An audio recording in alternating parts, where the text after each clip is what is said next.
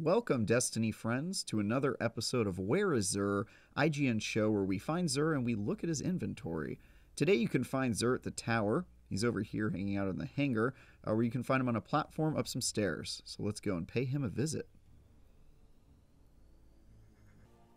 Alright, once you touch down on the tower, go ahead and immediately turn to your left, walk down some hallways, and eventually you'll come to the hangar where you'll find Xur over to the left on a platform.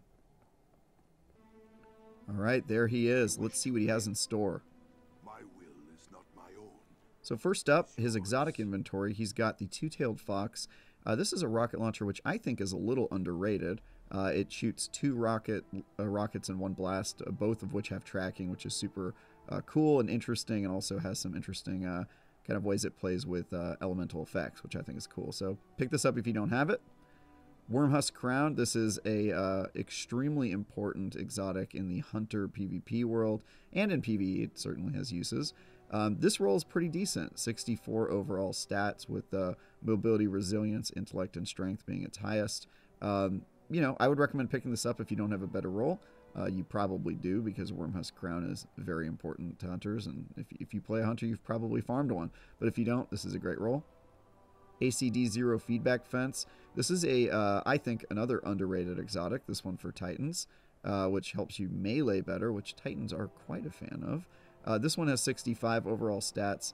Its mobility is higher than I would like it to be at 7, but its recovery is very, very high. Its intellect is also somewhat spiky, so you could do a lot worse. I will probably be picking this one up because I don't know if I have a roll of this exotic that is as good as this, so I'll probably be grabbing this one. Recommend you do too if you need it.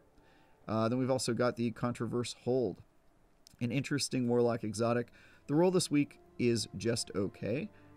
63 overall stat points. Resilience is quite spiky, which is cool. Discipline and intellect are also up there. But just overall 63. Usually could do a lot better on exotics, so I don't know if I recommend grabbing that one unless you really need it. Moving on to weapons. We've got the True Prophecy Hand Cannon. Don't really love this roll. Grave Robber and Demolitionists aren't my favorite perks, so moving right along. Enigma's Draw. This is a pretty decent sidearm, but again, Grave Robber and Demolitionist. I'm not really sure why we're getting this perk a whole lot. This perk set, rather, but it's not a combo I really enjoy. And then Escape Velocity. Escape Velocity is a pretty good submachine gun. Threat Detector and Osmosis, again, are kind of just meh perks. So I'm really just going to be blowing through this first half until we get to the good stuff. And we've got the 7th Seraph Shotgun. Slide Shot is a very good perk for shotguns in PvP. Vorpal Weapon, less so. So this is sort of just a middling shotgun. And then here we are at the good stuff. This is the one I really like. This is Punch Out, which you can see has Moving Target, Elemental Capacitor, Vanguard's Vindication. The reason I like this one isn't necessarily the perks it has. It's the fact that you can pick so many. So you can see it's got the extra origin trait perk, but it actually has 2 of them, which is really cool. And so, yeah, like if you're looking for a sidearm, this one has just a ton of options. It's also got a nice handling perk, which I think is useful for sidearms. So I was quite interested with this one.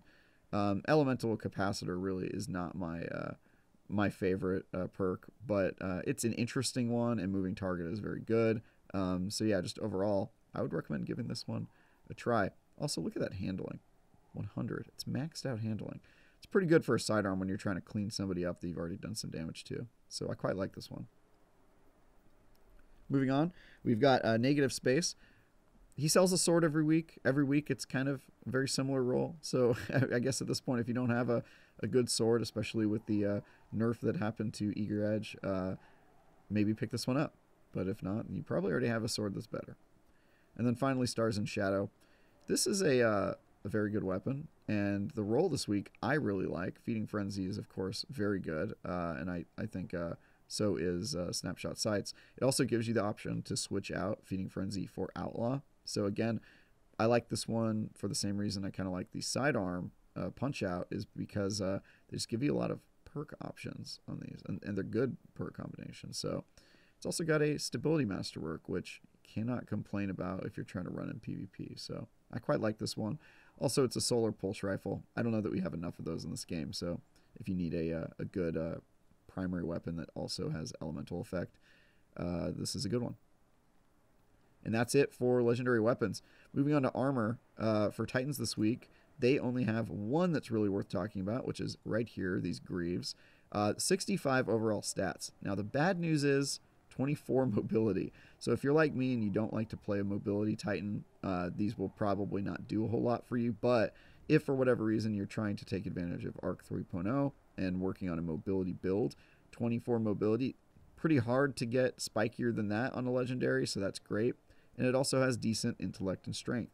Drawbacks are low resilience, low recovery, low discipline, all stuff I care about on my Titan. But if you're trying to run around and punch people and use your super as often as possible, this is a pretty good role. So maybe you'd care about it. Now let's move on to the next subclass. All right, now we're going to check out the Warlock's inventory. All right, so similar to Titans, I think Warlocks this week only really have one that's worth looking at. That's correct. It is this helmet here. This helmet, I kind of like it more than the Titan exotic because it's got very low mobility, super high resilience, super high recovery, great intellect and strength. So this is a very well-rounded legendary armor, and it's also got 64 overall stats, which, you know, not the highest you can get on the legendary, but pretty good. And if there's a specific build you're going for and that build is around kind of staying alive and that sort of thing, this is very good. So this is probably my favorite legendary this week, and I will definitely be picking it up for my Warlock. You should too if you're in need of a trusty helmet like this.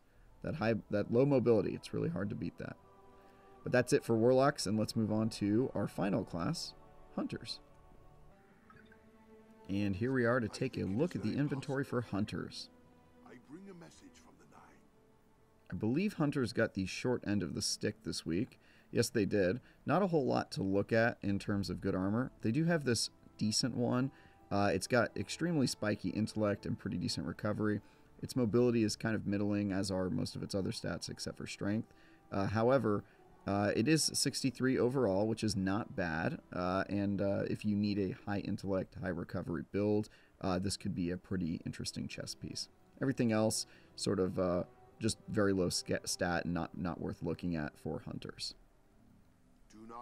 And that's it this week, friends. Hopefully this was useful to some of you navigating Xur and his sometimes confusing inventory. And for all things related to Destiny or Xur, stick with IGN.